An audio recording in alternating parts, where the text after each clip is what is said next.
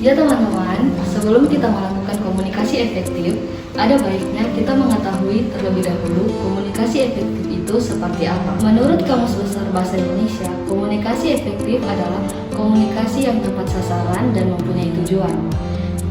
Yang intinya adalah komunikasi yang mampu menghasilkan perubahan sikap atau attitude change pada orang yang terlibat dalam komunikasi tersebut.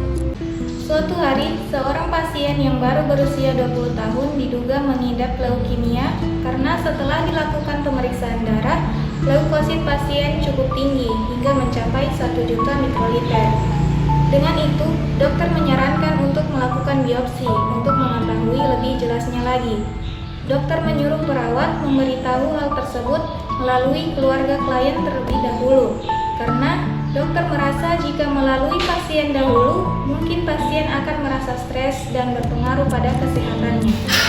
Nah, dari situasi tersebut, perawat perlu melakukan komunikasi efektif kepada keluarga klien, sehingga keluarga klien nantinya bisa menerima informasi dengan baik.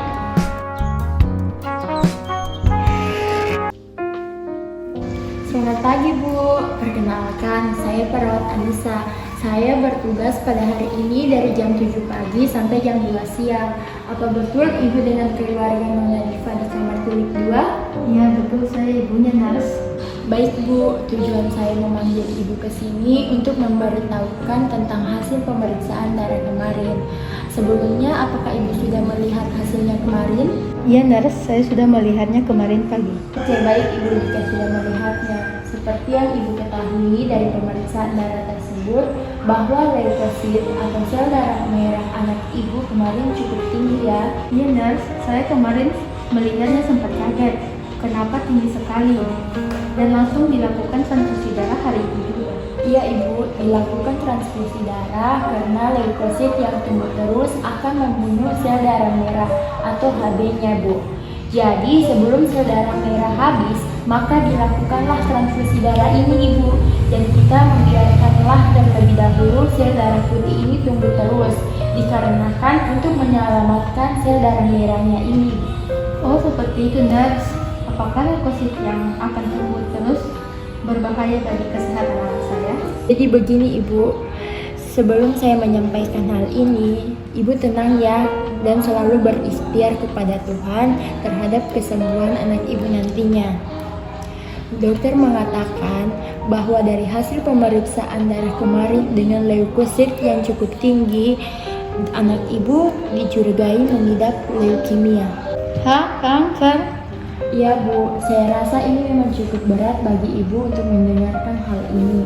Tapi Ibu harus yakin dan percaya bahwa ada banyak cara untuk menyembuhkan anak Ibu nantinya. Tapi Nars, kenapa anak saya bisa terkena kanker? Dia masih sangat muda loh.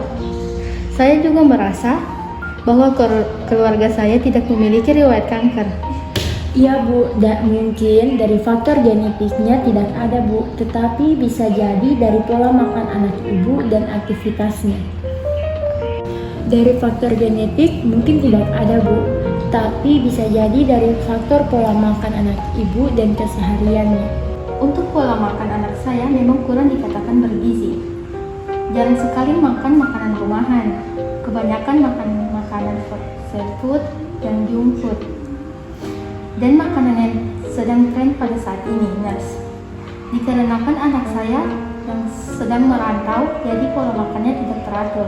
Nah, mungkin dari pola makanan tersebut yang menjadi faktor resiko anak Ibu bisa mengidap kanker ini Bu. Memang hal yang sepele, tapi kenyataannya berpengaruh cukup besar Bu. Kami tahu Ibu sangat sedih, tapi kami dari tim medis juga pasti akan melakukan pengobatan yang terbaik nantinya. Iya Nars, terima kasih atas supportnya. Lalu leukemia jenis apa yang diidap oleh anak saya?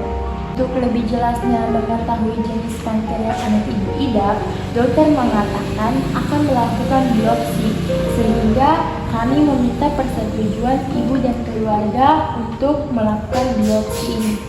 Apakah jika dilakukan biopsi, anak saya tidak merasakan kesakitan? Ya Bu, saat pelaksanaan biopsi nanti, anak Ibu akan dibios. Ada 2 jenis bios yang dapat anak Ibu pilih nantinya. Ada bios lokal yaitu membius setengah tubuh dengan rasa sakit seperti diinfus, tapi 4 kali lebih sakit. Dan ada juga bius total yaitu membius seluruh tubuh. Jika ibu dan keluarga setuju hari ini, kami akan dari tim medis segera melakukan biopsi. Iya, baik nurse. Tentu saya dan keluarga akan setuju untuk pengambilan biopsi ini. Oke ibu, jika ibu setuju, ibu bisa tanda tangan inform konsen tentang tindakan biopsi ini di sini ya bu.